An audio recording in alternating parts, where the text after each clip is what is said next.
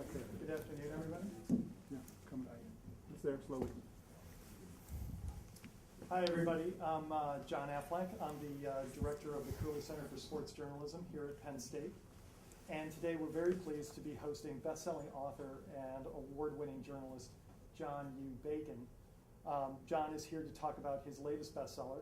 It's called Fourth and Long, The Fight for the Soul of College Football, in which he chronicles the 2012 season at 4 Big Ten schools: Michigan, Ohio State, Northwestern, and Penn State.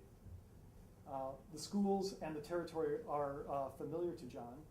He earned 2 degrees from Michigan and teaches both there and at Northwestern. And of course, he's the author of Three and Out, the remarkable all-access, behind-the-scenes look at the Rich Rodriguez years at the University of Michigan. That book debuted at number 6 on the New York Times bestseller list, and I'm sort of amazed he ever got to speak again or get access to football players at Michigan again after that one came out. He also boasts great credentials in journalism. He's earned numerous state and national awards as a feature writer for the Detroit News. He hosts his own radio show in Ann Arbor, Detroit, and does weekly sports commentary on Michigan radio. Just a word about format. We're going to give John the floor for 15 minutes or so, and then I'm going to talk to him and ask him some questions, and then we'll take your questions. So would you please welcome John U. Bacon.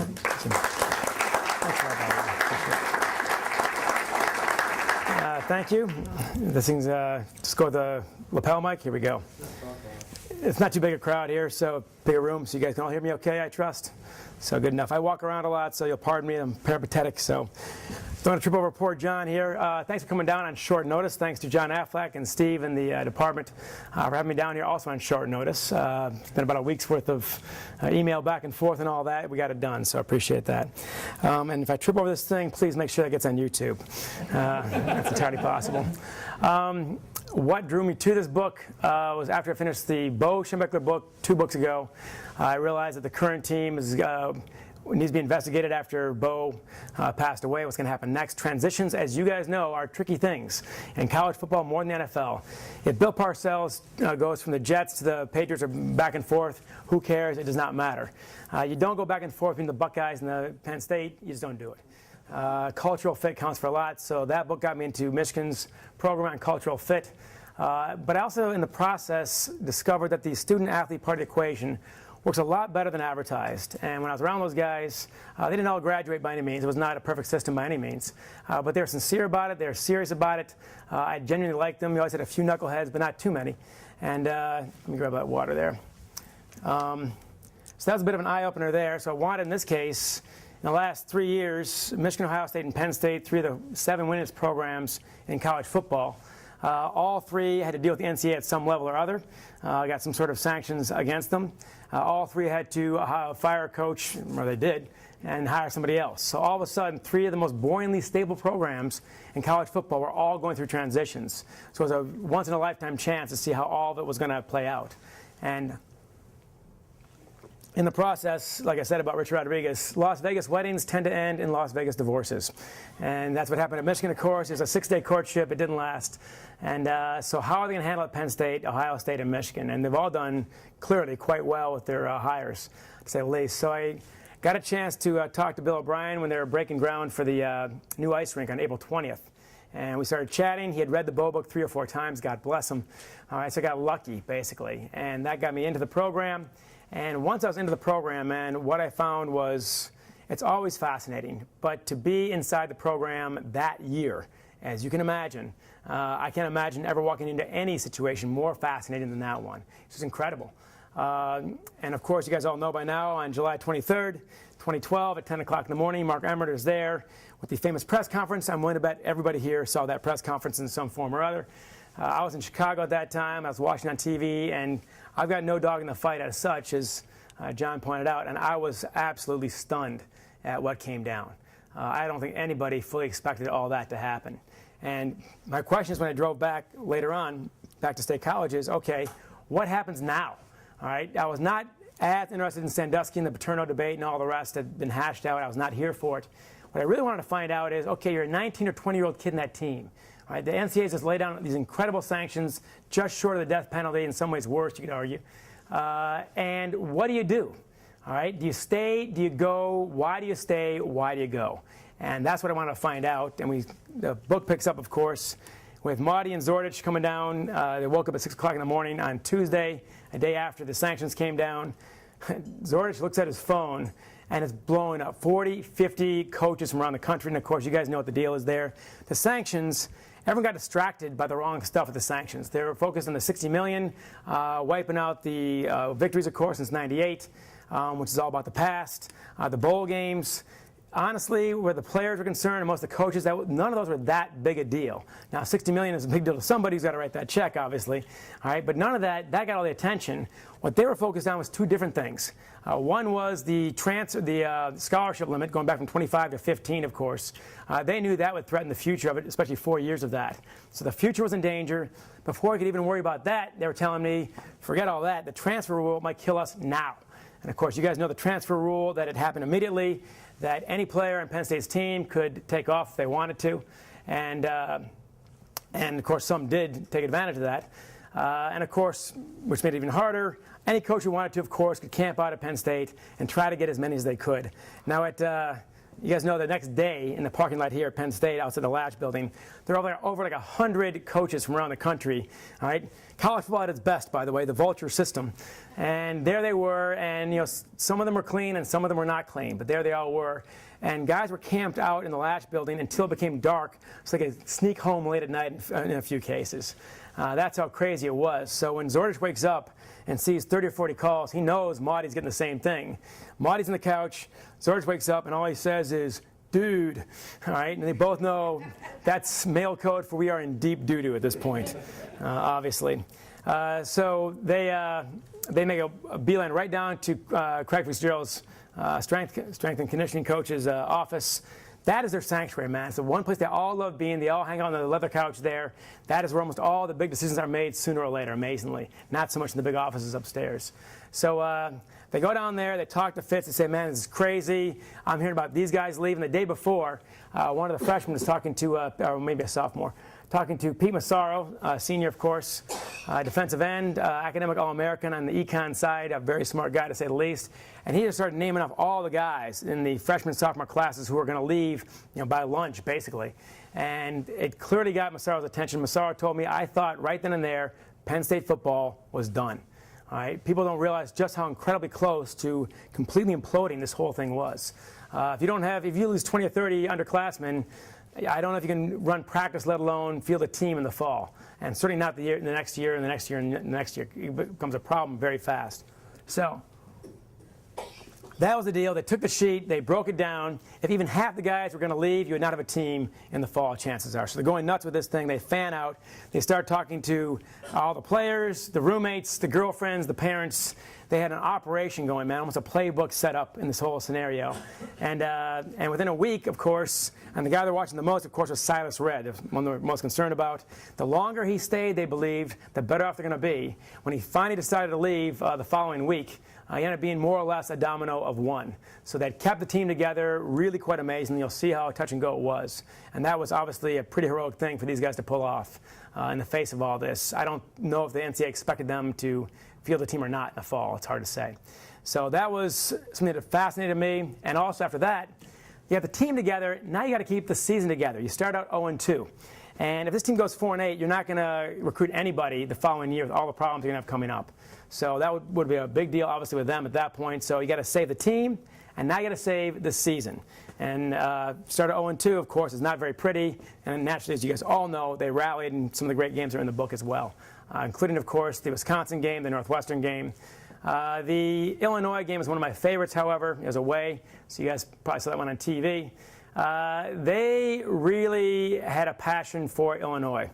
And the reason is Coach Beckman from Illinois sent out half dozen plus coaches here at State College. They camped out, and they made a full court press to get a league rivals players to play for them. That's normally not done. I mean, Ohio State wasn't doing it, Michigan wasn't doing it, really no one else is doing it in the Big Ten.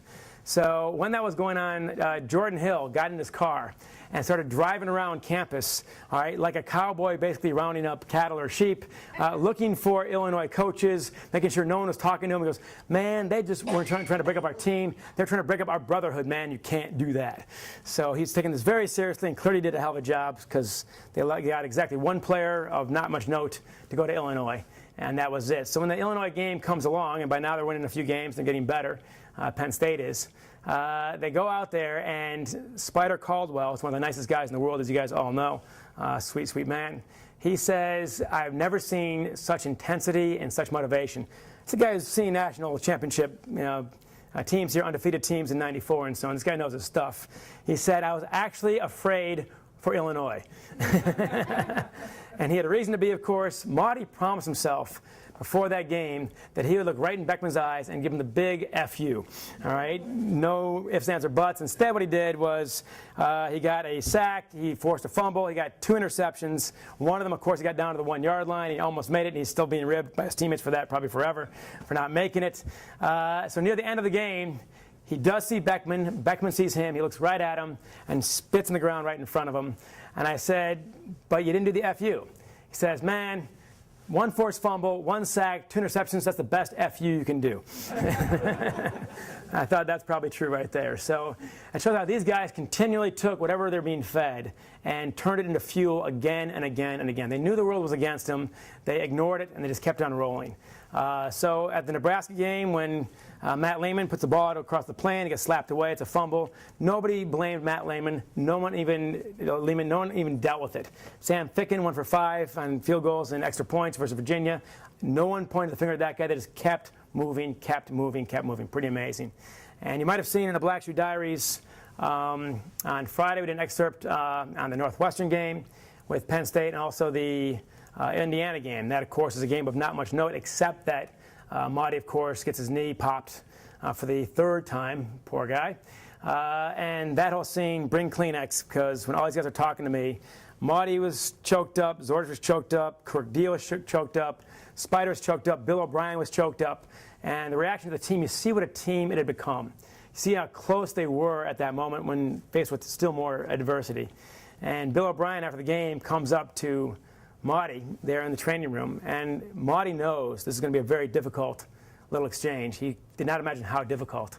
And Bill O'Brien goes up to him, tries to speak, nothing comes out. His hand is shaking like this, and they're both crying. And Marty says, if you told me 10 months ago that my head coach and I, this new guy, would be so close that neither one of us can speak, and then Marty can't speak, and the sentence just drifts off. That's how incredible that bond was there at the end. Of course, Marty's got to go on Tuesday morning at 4:30 in the morning after that game, get in the car with his dad when it's pitch blackout, drive all the way 2.5 hours or so to Pittsburgh. And on the way is the first time that Mike and his dad had a chance to really sit down and talk.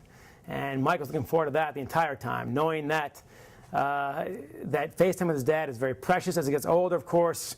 You know the old Mark Twain quote, of course, right? When I'm 15 years old, when I was 10 years old, my dad was the smartest guy in the world. When I was 15, he's a bumbling idiot. And when I was 20, he's a genius. It's amazing how much my dad had changed during those 10 years. And that's, I think, how Mike and Rich, more or less have found their way. They've always got along quite well. But obviously, Mike sees his dad in a different light now than he saw him even 5 years ago, and the wisdom there. So they're talking on the way there. He said, not a dull moment, not a dry eye in that car. I think it might have been a van. The entire way there. It's in the book. And on the way there, they're talking back and forth, and his dad is actually more upset than Mike is. And that's a big surprise in itself. And the reason Rich was upset is not the riches and all the rest. He just could not believe it's going to end like this. It's going to end in the first half against Indiana. We got the Wisconsin game coming up. You didn't even see the end of the season. That, to Rich, was very upsetting. But to Mike, a little less so, because he said, my whole life has been football. It's all I really know. And the idea of losing that was undeniably sobering, was very scary. No question about that. But he said, then I realized I can walk away from this because I've done everything I set out to do. And by that, he's not talking about championship rings and all the rest. Keeping this team together, keeping this program going, and he knows whatever happens against Wisconsin, the season has been a success, all right, and Penn State football will be around for the next year, and probably the years after that, of course, and all the rest. He felt like that they had committed themselves to doing this, they had done the job, and his work was pretty much done. So he felt a lot more at peace about all this than his dad did. At this time, his dad says, if you get nothing else out of this experience, these 5 years of hard work and ups and downs and you name it, all right, your relationship with Zordich would justify all of it. All right, your best friend. Those guys are as tight as can be, obviously. And that's when it hit Mike like a ton of bricks. He said, that's when I realized it was not about the titles, it was about the relationships. All right, that's what made Penn State football special to me. All right, and when I was going over these notes and talking to these guys, and it was a slow conversation that week because they're both choked up. There were long pauses for all of us at various points. It was not an easy thing for them to talk about, but they all said they're looking forward to talking about it to an outsider, basically. I think that did them some good, I guess. But when he said that, I realized here's a guy, the leading guy of the team that got one of the worst punishments in NCAA history, and he's telling us what? It's not about the NFL, it's not about the titles. He's got his degree, and it's a relationship he's got with the people in that locker room that will sustain him, and the fans in the stands that will sustain him forever. At that point, you'd have to argue that the guy they're punishing completely believes in the values that the NCAA espouses, which they can no longer say with a straight face. All right? The irony here, to me, is rather rich, that the true believers are the players and the fans, by and large. What's the old line from Warren Harding, the old president, of course, Warren G. Harding, one of the worst presidents of all time, one of the most corrupt governments of all time back in the 1920s. He had the great line, when someone asked him about his enemies, he goes, it's not my enemies who keep me up night, it's my friends who worry me. It's not the players who worry me in college football. It's not even Johnny Manziel, who's a mess, and all the rest. It's not those guys I worry about. Right? It's the guys who are running this thing that I worry about. The Mark Emmerts, and I'm sure you'd agree with me about that. Some of the league directors and so on, that they're putting the profits ahead of the passion. And I'm a Michigan alum, as he said. He's a proud Notre Dame alum. John is. And of course, dramatic pause. We've lost plenty of those games. That's not an issue. And it's not even we either, of course. I'm not on the team. But when that, and it's in the book too, when Jack Swarbrick, the Notre Dame AD, all right, hands to Dave Brandon, the Michigan AD, 5 minutes before kickoff, a letter. All right, and all it is a matter-of-fact legal letter. And Jack Swarbrick is, in fact, a law partner. He used to be an internet CEO. Dave Brandon is a former Domino's Pizza CEO. Neither one of these guys ever worked in athletics or in education before they took these jobs. All right, not full-time jobs, at least. And when he does that, it says, by giving this letter before kickoff, we hereby start the clock on the 3 games that we need to kill the rivalry before 2020. And, of course, that works out to be home Notre Dame, away, then home again. It's a business deal. And I'll say in Notre Dame's defense, if Dave Brandon had the same opportunity to make more money doing the exact same thing that Swarbrick did, he would have done that too. All right? But my question to you is, how many players or fans at Michigan or Notre Dame were saying, please, end this rivalry? All right? We want this thing to end. All right? No one does. Everyone wants to keep on going. The Maryland-Rutgers thing, it might be a bit more mixed out here than elsewhere, but the players I talked to were unanimously against it. The players at Penn State were against it. The players at Michigan were all against it. It was a business deal. No one consulted the fans. No one consulted the players. They're taken for granted. And my feeling is, as this rope gets pulled more and more and more and gets taken for granted, sooner or later it's not going to snap. Sooner or later the players and the fans are going to let go of that rope, and what you have is a rope. All right, because the whole thing depends on the players playing for a scholarship and us paying more and more and more every season. And you guys, by the way, are kind of a cautionary tale at Penn State because starting in 2010, you guys started losing thanks to the STEP program, the seat license program that got cranked up probably at the wrong time for the economy. All right, you guys drive an average of 4 hours to these games, by the way. You guys might be the most manic fans in all the Big Ten. All right, there are no big cities nearby, obviously not very big, of course, not very close. You guys do this, you pack the place, you packed it for years, of course. And then 2010, 2011, before Sandusky, you guys lost 3,000 season ticket holders both years. All right, that to me, if you guys, frogs in the water, if you guys are starting to jump out of that water, all right, then all of college football should pay attention that there is a threshold here, and people might start to be reaching it. And if that chain is broken, that's my fifth metaphor in 5 minutes, I believe. Sorry about the metaphor alert. If that chain is broken, then your kids are not going to go to Penn State games, all right? And then it starts going down from there. I see fewer and fewer kids at Michigan, Ohio State, and Penn State than I ever did 10, 15, 20 years ago. And if they don't get hooked on it, the same way we get hooked on it, because it's too expensive, at Michigan right now it costs $500 to go for a family of 4 to sit in average seats in the corner, all right? Hot dog and Coke, but no fancy dinners, no hotels, $500. All right? It costs less, a friend of mine said, to take my kids to Disney World, and Mickey Mouse never loses. All right? So at some point, if you're in your 30s with a young family and money is getting tighter and tighter, at what point do you say enough, basically? So my concern is that the guys like Marty get it. Certainly Bill O'Brien gets it. He knows what it's all about. Zordich, these guys, Jordan Hill, were just wonderful. And they, in many ways, restored my own faith in what I'm getting increasingly cynical about. And I love this. I was born and raised, in a Big Ten town, growing up to all these games. It's, part of our culture, basically. Lily Tomlin had the great line that no matter how cynical you get, you just can't keep up. And as cynical as I get about the NCAA and so on, spending a year mainly with Penn State in the last book restored my faith in at least what's happening on that level. These guys get it. They all could have left. Some of them could have gotten paid at various programs. Right? They all stayed for the 91% graduation rate to graduate with their teammates they're going to. They believed in the bonds between them more than anything else outside the program. And that to me is really impressive. So there's a bit of the background on the whole deal, and I'll turn it over now to John and company, and there we go. So thank you for that.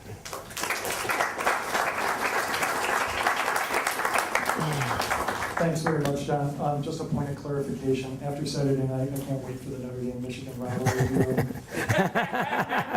We've got one.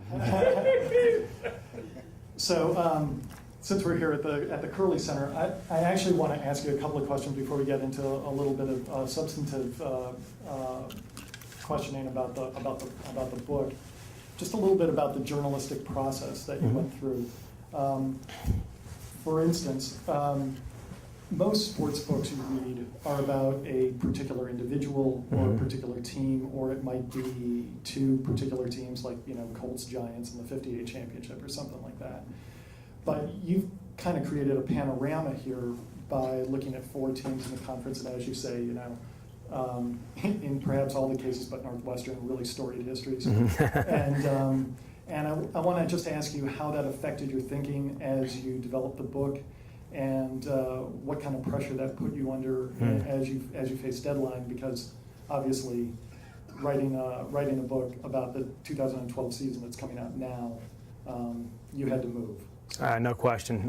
Thanks. Can you hear me okay with this thing, by the way? Is that all right? Or do I need to grab the handheld? Okay. Need this? No? All right. Crazy idea is what it basically boils down to. My last book, 3 and Out, and you'll be glad to know it's not a Penn State person, but 3 and Out, Rich Rodriguez in the crucible of college football. Rich Rodriguez and the Michigan Wolverines, in the crucible of college football. My editor, by the way, went over that title again and again and again. He's a Harvard-trained guy. And he said, John, I've been on Amazon all morning, the top 50 football books, college football books. Not one of them has got a polysyllabic word like crucible anywhere in it. And I said, trust me, these people will actually read a book like that without photos. And Penn State folks will too. We're certainly hoping on that. There are no photos in this thing. But that was crazy because we thought the whole thing was going to be one season. 3 months with the team, and that was going to be it. 3 years later, there it was, because they started out 3 and 9. You got to go back. The next year, they started out 4 and 0, and then they finished 5 and 7. You got to go back. And the third year, of course, they start out pretty strong, 5 and 0. They end up 7 and 6, and he gets fired. So I wrote one book each season, basically. Now it was a rough draft. It wasn't a final copy, but rough draft. He gets fired in January. You realize you got to go back and talk to everybody all over again and everything else, because the story is really off the field, not on it. So 15-page stories against Notre Dame became 2 or 3 paragraphs. So that was crazy, but that was unplanned.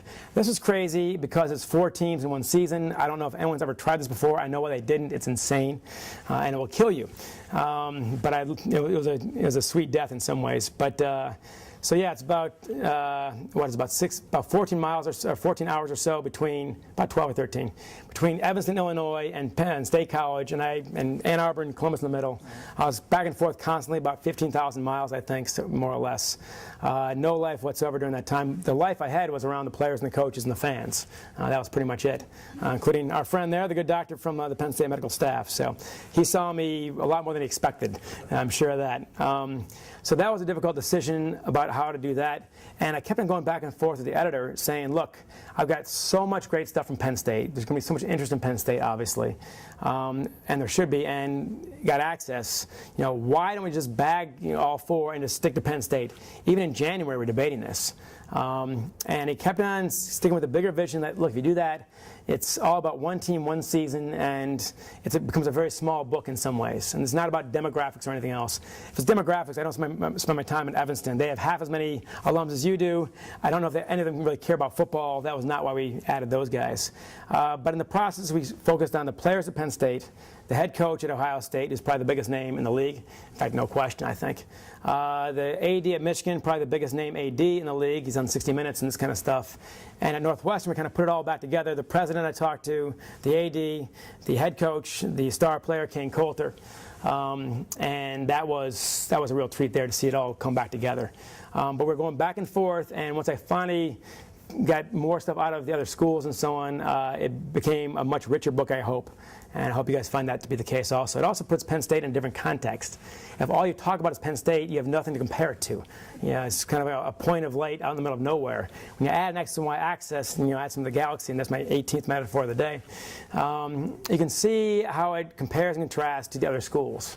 And how also the duress these players were under was ungodly. All college football players are under pressure. It is not an easy life. And being an IM hockey guy at Michigan, could go out for beer on Thursday nights, I would not trade with what their lives are like. It's a hard, hard life. But geez, at Penn State, when you're getting emails from people you never met, the worst possible sort regarding Sandusky and all the rest, and you had nothing to do with it, obviously. Most of these players, a lot of them at least, did not know who Sandusky was. All right, and here they are being called to task for all this crazy stuff, obviously. So that, I think, was the right decision, ultimately, and I feel good about that. It does become a broader book in that sense. The process was obviously intense, to say the least. Christmas for me was an 8-hour workday. That was my time off on Christmas. You just work constantly until the book gets turned in. Let's talk a little bit about your access to the players, to Penn State in particular. I mean, I was joking about it before, but I actually am surprised to some degree that with how unhappy the Rich Rod camp was about 3 and out, that you got that access. So this is really a source development question. It's something that even student reporters face as they Sure. cover beats. How do you gain the trust of Zordich and Mahdi and all the guys and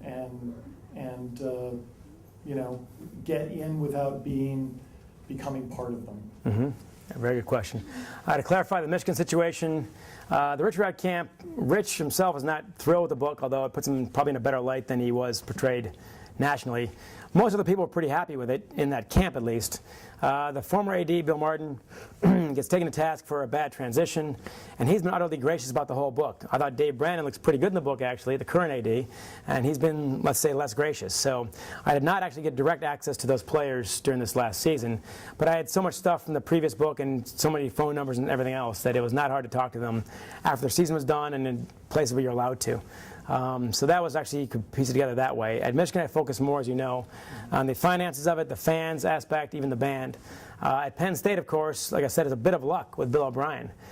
Just that he would talk to me right away. The scene was Friday, April 20th, at one of your convocation centers here. They're having a lunch for the new rink being broken, of course, the ground being broken. Bill's there, and I let him know it's coming. It's not an ambush by any means.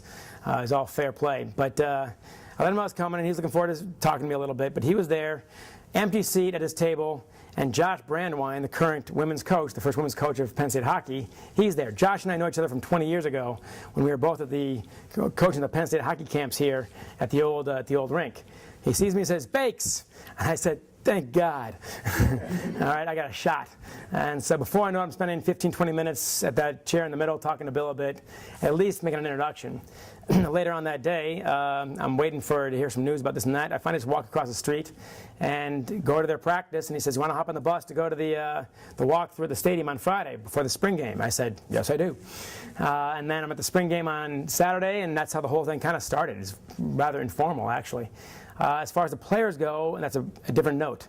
Bill did, let me in, no question about it. But his staff didn't necessarily, and his players didn't. So I had to kind of win them over in the process, or at least get to know them. And I think some of the stuff is just based on personal whatever, that they felt they could trust me. I felt I could trust them. And I talked to a few of those guys today at the football building, and they all felt that they were portrayed accurately and fairly, and that's, to me, obviously a big test about the whole thing. They didn't think I was off it. But the other thing in their case, Zordich and Marty especially, said this to the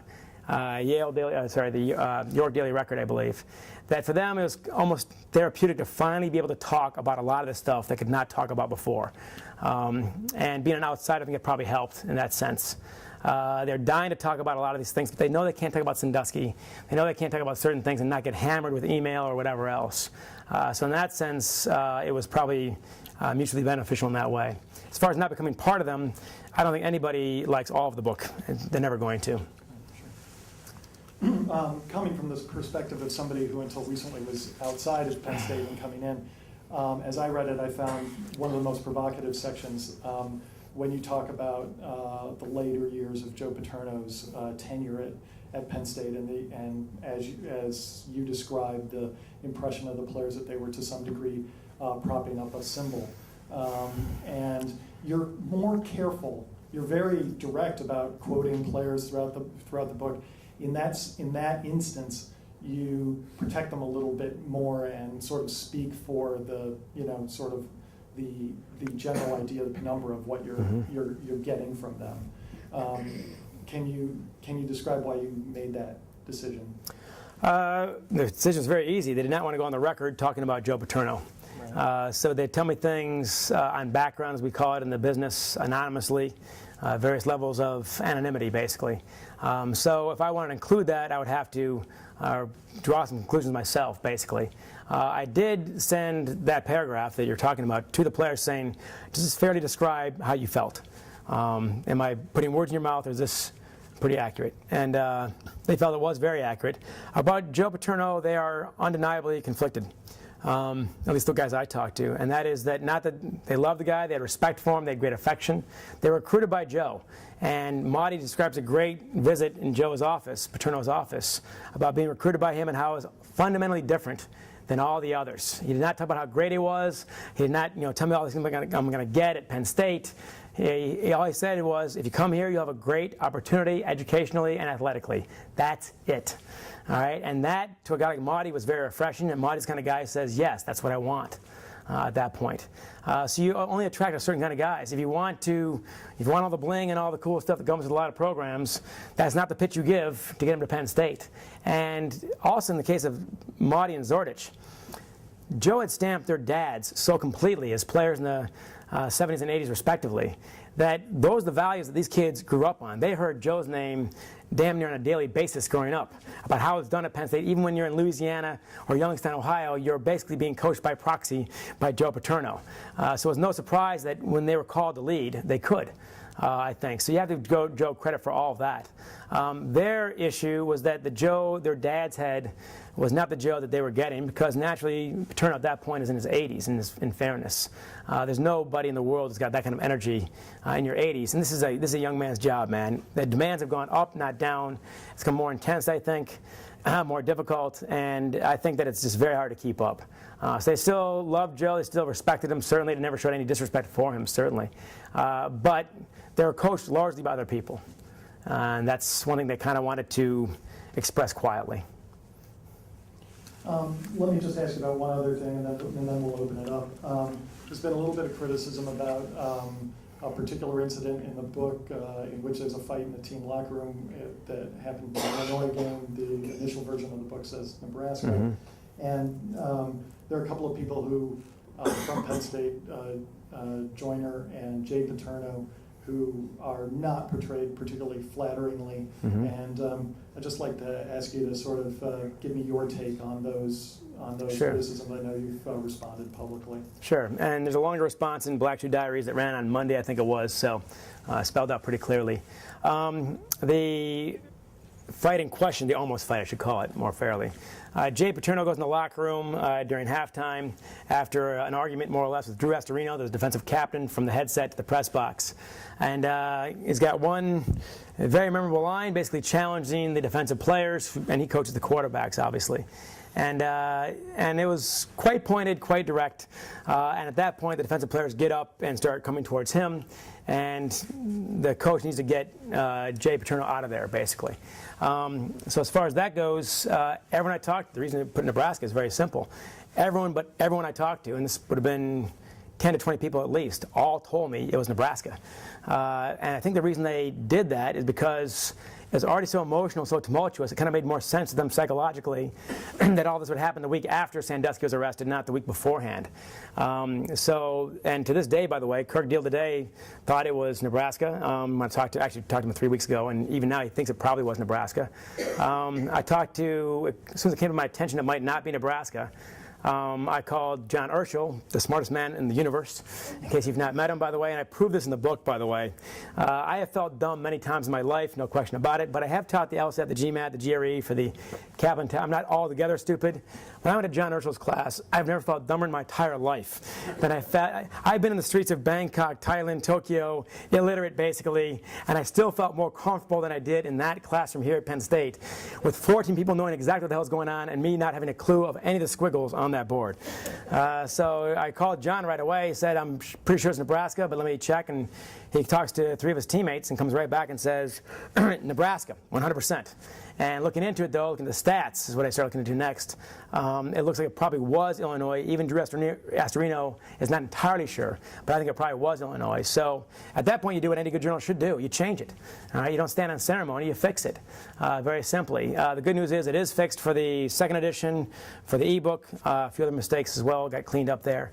And the better, more important news is none of this changes anything about what we described, about what the thrust of that argument was. If anything, it might be more dramatic, putting the game at Illinois, of course, because that's before it all went to hell. I'd probably be more understanding if he blew up after that horrible week than blowing up for the Illinois game.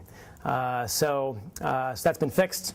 I can tell you also in general, when you write a book that I've got about 1,500 typewritten single-space notes from that 5-month period.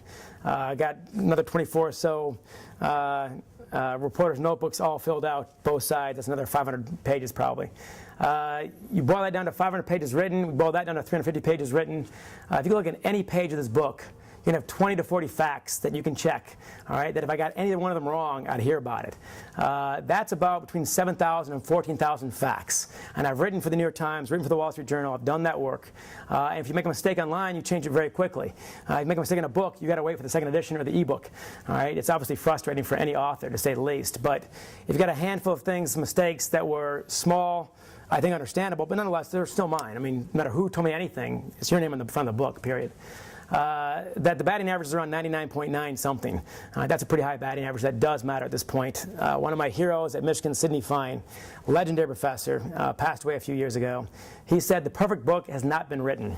And anybody who's written a book will tell you exactly that. So you got to fix some things here and there always. It's never fun. But I can tell you this, if you got a Philadelphia phone book and 4 or 5 things are incorrect in that thing, they're not incompetent people, I can guarantee you this. They're not lazy, they're not stupid. All right, they got to fix them. When you fix them, you don't throw out the phone book. You can trust the phone book, trust me. All right, and the real test there is talk to the people I talk to. Talk to, Kirk Deal, talk to the guys at Michigan, talk to the guys at Northwestern, see if I got it right. When one reporter talked to Mike Motti, he said that more or less all the stuff in there is true. We lived it. And that, to me, is one of the more important testimonials as far as working on this book goes. Great. So let me just open it up to the audience a little bit. Does anybody have any questions? Yes. As an aspiring sports journalist, this is just about your background, I guess. How did you really get your foot in the door? Here at Penn State? No, just in. Oh, anywhere. My path you don't want to follow. I've done everything pretty unconventionally. We don't have a journalism school at Michigan, so I did not go to journalism school. I did not even work on the student paper. I was writing an honors thesis in history, which is 100 pages, which is basically detective work, which got me a taste for it while taking creative writing classes. So you're trying to work on your prose on the one side and work on your research on the other side. So together that kind of worked out. One of my great mentors, Al Young, who's a famous writer in LA, by accident I ended up at a party. We called them TAs back then. What do you call them here at Penn State? TAs or, okay.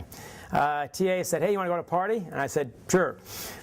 He did not tell me it was the English department. So I'm there in flannel shirts and torn jeans, and I'm looking around going, wow, there are a lot of old people here today. And of course, they're my age now, John, you know this. You know where I'm going with that punchline.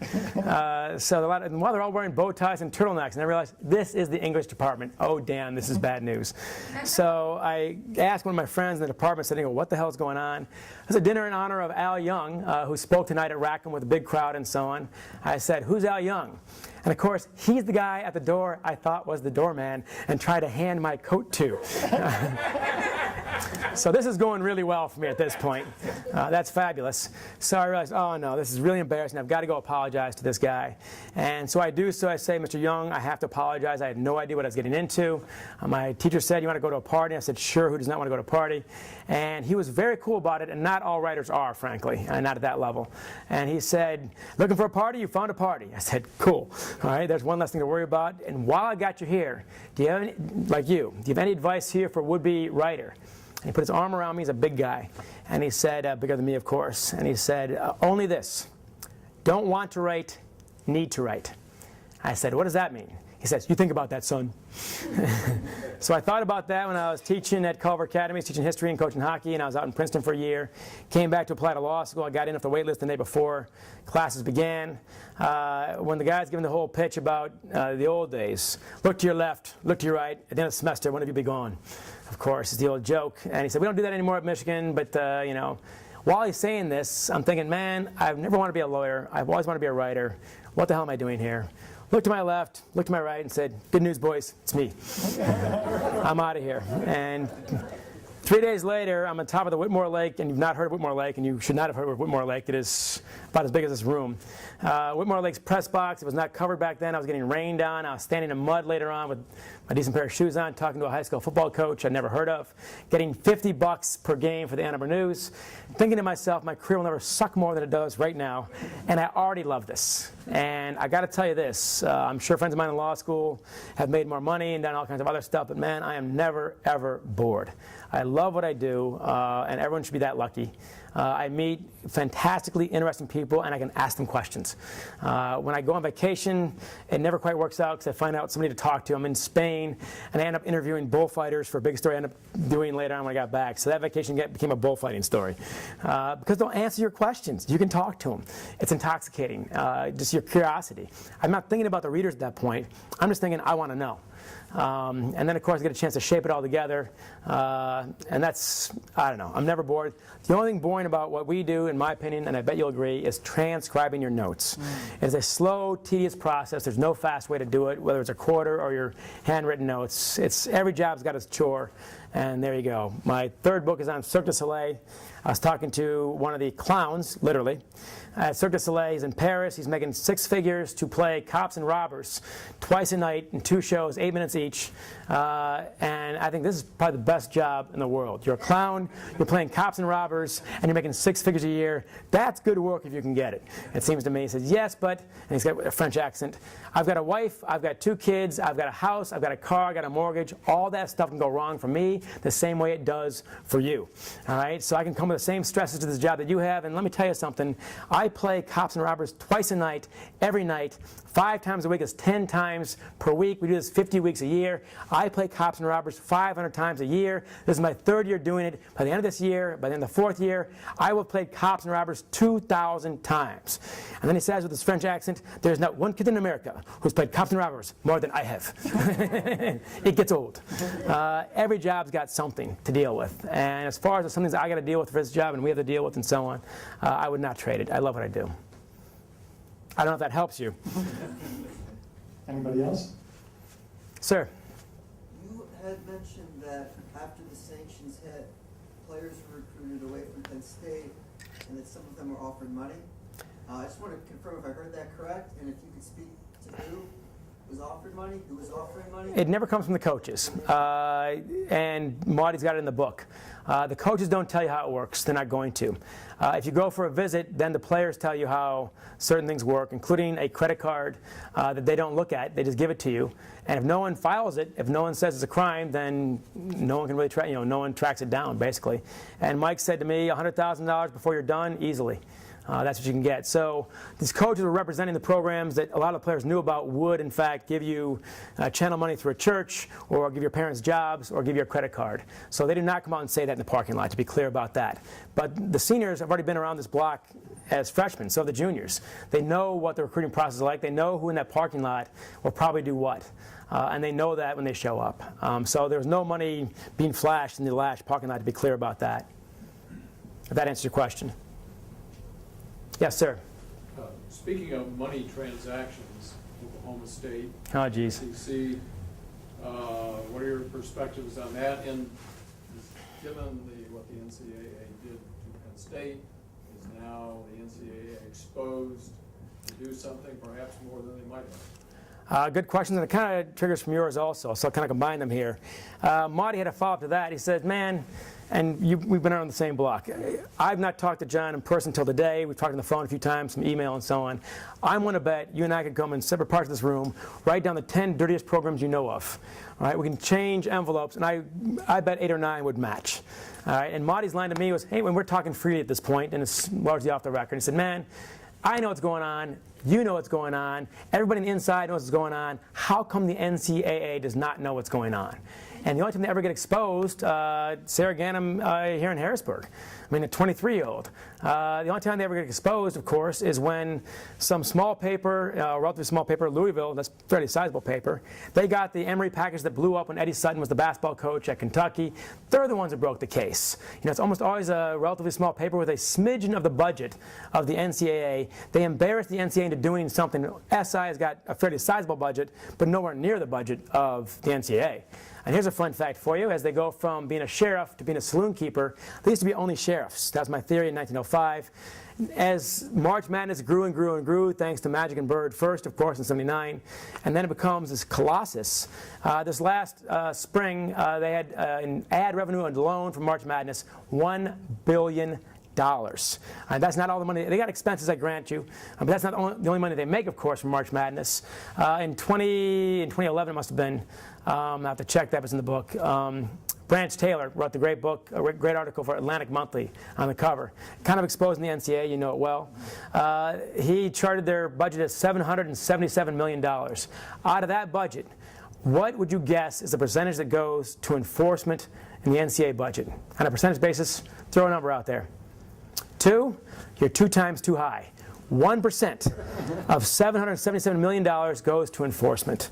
They're not serious about it, and Mike just lays it out there. You know what's going on, I know what's going on. They never catch them. They don't want to catch them, and that's just the silliness of the whole thing. My theory is it used to be, they used to be sheriffs. Once you get into the saloon keeping business, there's more money in saloon keeping than sheriffing, and now it's 99% to 1%. All right, now your whole job is to keep things looking clean enough so everyone's happy enough to keep buying the whole idea. And you guys are doing a great job at Penn State, of course, of doing that, but it's ridiculous. The NCAA has proven itself to be either unable or unwilling to enforce its own rules. And we'll see what they do at Oklahoma State. The penalty they gave Johnny Manziel for doing the autographs, they benched him for a half. That's what JV high school football coaches do when you show up late for the bus. That seems to be beneath the NCAA. They just want that thing to go away, basically, and it will eventually. So my problem with the NCAA, and Mike exposed it basically, is they're not serious about what they're doing. They don't want to be in that business, and you need somebody with no built-in conflict of interest to run that department, I think.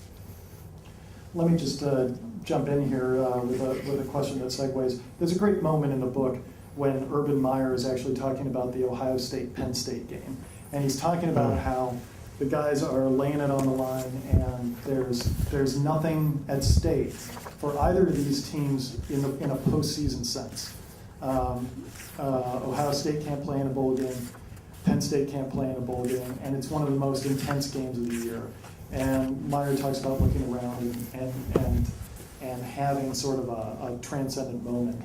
And I wanted to talk about that, but I kind of want to lead it to your thoughts on how can we preserve those moments in your view with all the money that you're talking about, with the with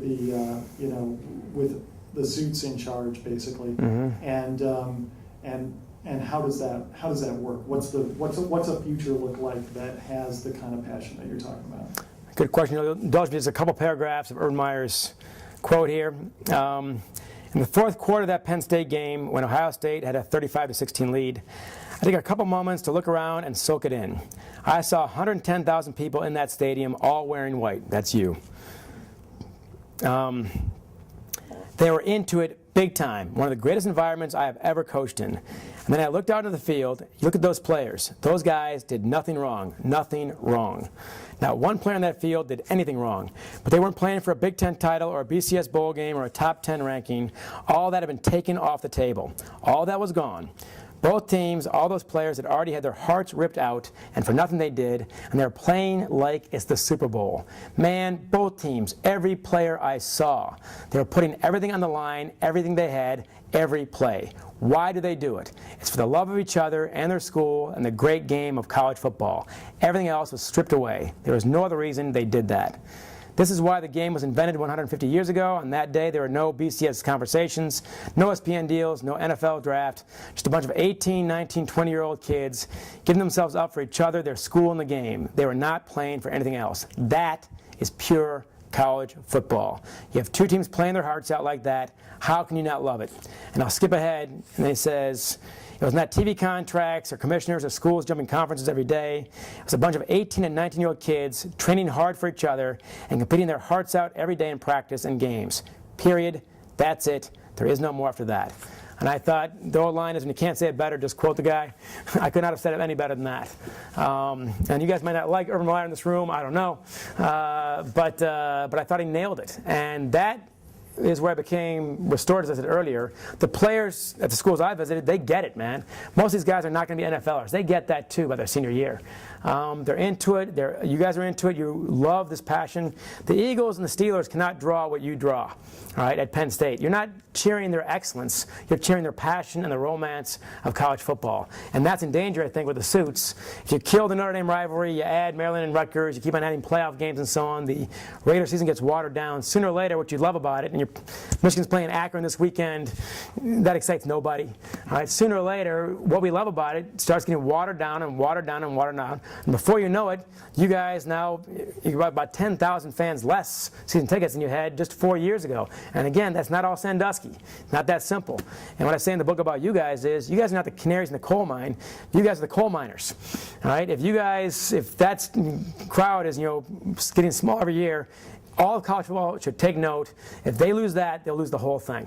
What can we do to fix it is your question? Yes. I've not heard this anywhere else, and maybe I'm wrong about that, we'll see. But my whole theory is, you got round pegs and square holes. If you got only one path to the NFL or the NBA, you're going to get a lot of misfits in college basketball and college football. It's just going to happen, all right? In baseball and hockey, you've had minor leagues for over 100 years in both sports, basically. If you don't want to be a student, if you shouldn't be a student, if you want to get paid, no problem, go play for the Spikes. The Spikes are going to pay you, and you don't have to go to school. All right, it works out very well, and someone's told me today that 22 of those players have made it to the major leagues. All right, so it can be done. All right, if you want to go that route. If you separate those two things, I think a lot of the problems will go away. I think most of them will start diminishing very quickly. The misfits, the Johnny Manziels, he wants to go play pro football, go ahead. The one and dones at Kentucky, go ahead. All right, the crazy salaries are getting crazier and crazier. Those will probably come down bit by bit, get some competition for their talent with minor leagues and so on. To get that going, I think you need to do freshman ineligibility. Bring that back. It was here 40 years ago. And older guys I've talked to, older ADs, they say, man, if we were serious about this, that'd be back tomorrow. Because if we mean it about being a student athlete, well, that would prove it, wouldn't it? You have to be a student first for a year. You can work out, you can go to practice, you can't play in games. If you can't play in games for a year, you would not do this, all right, if you don't want to be a student. And in hockey, and you're going to find it out, Guy Godowski, great guy, and hell of a job here at Penn State Hockey. Look, all his players, most of them will be drafted in 2 or 3 years before they leave Penn State. If they want to get the money, they go do it. But man, I've been down to that rink. You're going to fill whatever it is, 6,000, 7,000 fans down there. It's going to be nuts. It's going to be passionate, and it's going to be great. And I've never been to a Red Wings game that had more passion than a Michigan hockey game. So what we love about it won't be lost. All right, it'll be changed and, in my opinion, cleaned up. Keep in mind, however, the NCAA has not returned any of my calls. So I don't see this happening anytime soon.